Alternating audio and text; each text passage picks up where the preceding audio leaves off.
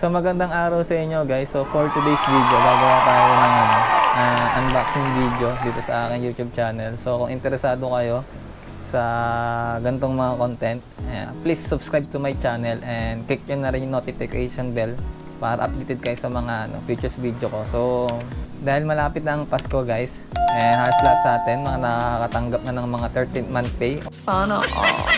O yung mga bonus sa mga kanya-kanyang mga company o sa kanya-kanyang mga work. And kino-consider yung mag-upgrade ng cellphone. And ang budget nyo is hindi tataas ng 25k and hindi syempre bababa ng 20k. So kung ganyan ang sitwasyon nyo guys, and baka ako makatulong dahil ganyan yung nangyari sa akin. Bola lang yan.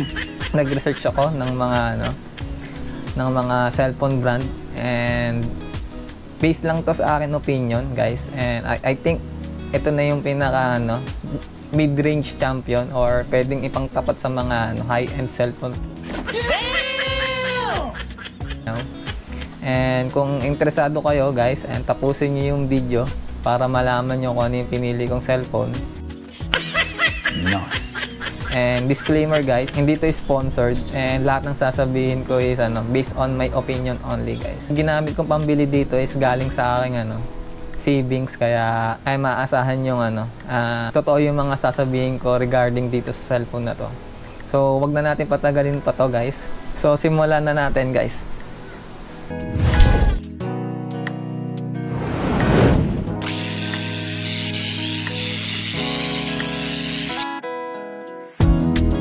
Sa online seller ko nga palang binili itong phone guys, kaya makikita natin na balot siya. Shoutout nga pala doon sa binilhan ko.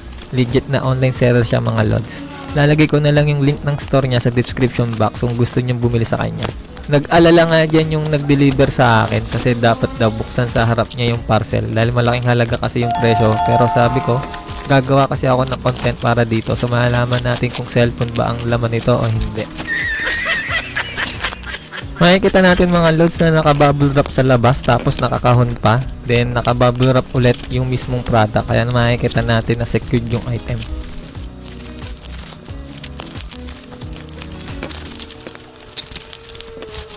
So ayun na nga guys, hindi bato o sabon yung laman ng parcel. Makikita na natin kung ano yung binili kong phone. Poco F5 Pro yung pinili ko and based sa akin, ito yung sulit sa presyo based sa mga features niya. Hindi ko alam na may kasama pala siyang wireless earbuds kasi yung phone lang yung nakalagay doon nung nag-checkout ako mga lads. So unbox na natin kung talagang cellphone yung laman guys. Makikita natin na may laman na cellphone siya guys, pero set aside muna natin siya. Tingnan muna natin yung laman nung nasa harapan. Nandito yung warranty card, yung manual na hindi naman natin binabasa. And syempre hindi mawawala sa mga Android phone ang free transparent na case for protection sa mga phone natin. So ito yung cellphone, so step aside muna natin to. So tingnan muna natin kung ano pa yung laman ng box. So ito yung charger guys na mayroong 67 watts. So may kasama na siyang charger katulad ng ibang brand na cellphone guys na wala nang kasama. And also yung charging cable guys.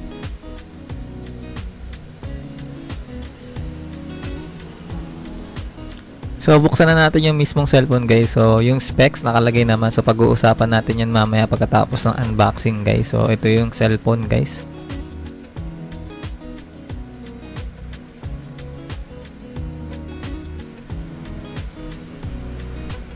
So ayun ang mga laman ng box guys. So buksan na rin natin yung binigay nilang previous na wireless earphone. So guys, hindi ko nare-reviewin tong yung previous nilang to. So kung gusto nyo ng review or feedback dito, comment down below. Gagawa tayo ng separate video para dito guys. So yung laman nga pala ng box guys is syempre yung mismong wireless earbuds. Then kasama din dito yung mismong mga manual and warranty cards guys.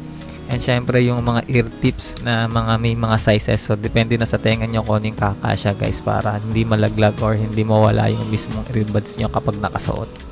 So tapos na tayo sa unboxing guys. So proceed na tayo sa pag-review ng Poco Phone F5 Pro. So almost 5 months ko na tong gamit guys. So binili ko tong phone noong December 2023 and as of now is April 2024 na. Wow naman! Wow! Wow! So I think masasabi ko na yung pros and cons nitong phone. And inuulit ko lang ulit guys ha, hindi ito sponsor. Binili ko itong phone using my own money. Di totoo yan. So let's start muna tayo sa screen guys. So medyo malaki yung screen nito na may 6.67 inch. Pero for me, sakto lang sa kamay. Kaya kayang-kayang mag-type kahit isang kamay lang ang gamit. Kaso ang problema ko lang guys is maliit yung virtual keyboard niya.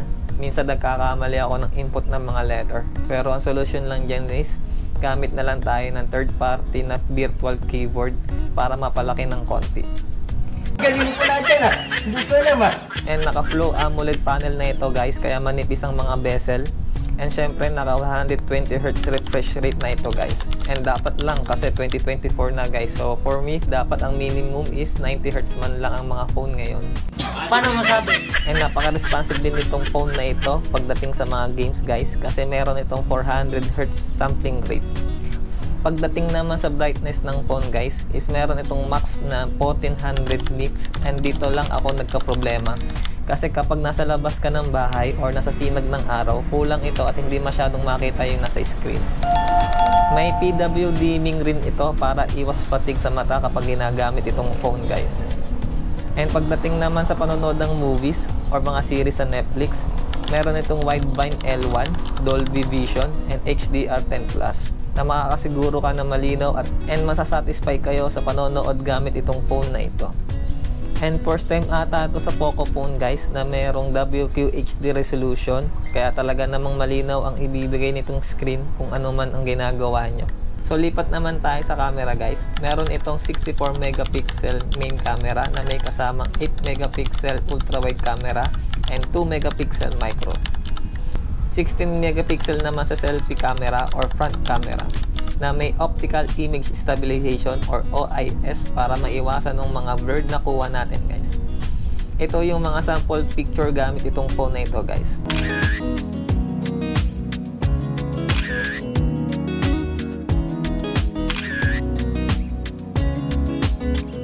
Pagdating naman sa video ay meron naman itong 4K 30fps resolution kaya pwedeng gamitin pang vlog. Pagdating naman sa storage guys, yung akin kasi is 256GB variant na may 12GB RAM. Pero meron naman tong 512GB variant guys. So kung sa tingin nyo kulang yung 256 variant, so yun ang kunin nyo guys. Pagdating naman sa CPU guys ay meron ito na Snapdragon 8 Plus Gen 1 na ginagamit sa mga flagship phone dati. Kaya makakasiguro ka na malakas ang phone pagdating sa processor. At kung ML lang naman ang laro natin guys, tulad ko, meron itong ultra settings kaya lalo nyo may enjoy ang paglalaro gamit ang phone na ito. Next naman na pag-uusapan natin ay ang charging and battery capacity nitong phone. Meron itong 5160 mAh battery capacity and may kasama na itong 67 watts na charger kaya hindi mo na kailangan bumili ng fast charger. Inabot lang ako ng 1 hour mahigit sa pagcha-charge simula 0 hanggang 100% guys. So hindi na masama, di ba? And guys, meron din itong 30 watts wireless charging na makikita lang natin ang features na ito sa mga flagship phone. Pagdating naman sa wireless internet or Wi-Fi, ay meron itong Wi-Fi 6 and sa Bluetooth naman is 5.3 ang version. May IR blaster kaya pwede mong gawin remote ito sa TV. Naka NFC and dual 5G naman pagdating sa mobile data. Naka MIUI 14 and Android 13 ang operating system na isa sa mga latest OS ngayon sa market. Regarding naman sa design guys is naka glass back panel na tayo kaya para sa akin is premium tingnan. Hindi naman ito waterproof guys pero naka dust and splash resistance naman ito pagdating sa protection. And out of the box guys may screen protector na ito kaya hindi mo na need bumili ng separate. So ang tanong, sulit ba itong phone na ito? For me syempre oo. And mararecommend ko pa nga guys. And ang presyo nung phone nung nabili ko ito is 22,145. For that price, hindi ka nalugi sa features na nasabi ko kanina. And kung sa tibay lang is meron akong Poco F1 guys. And hanggang ngayon is gamit ko pa. Kaya pagdating sa usapin tibay, is para sa akin is matibay talaga ang mga phone ng mga Poco. And masasuggest ko lang sa inyo guys is huwag yun na lang i-update ang mga software kung wala naman kayo nararanasan na bug.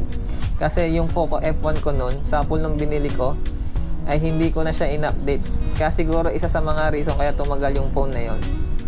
So diyan ko natatapusin yung ating tech review. Kung nagustuhan nyo itong content na ito, please pa-like nung video and pa-share naman sa social media accounts nyo kung pwede guys. And don't forget to subscribe to my channel and click nyo na rin yung notification bell para updated kayo sa mga latest video ko sa channel ko. Maraming salamat and kita-kits tayo sa next vlog. Stay safe. God bless us guys. Bye.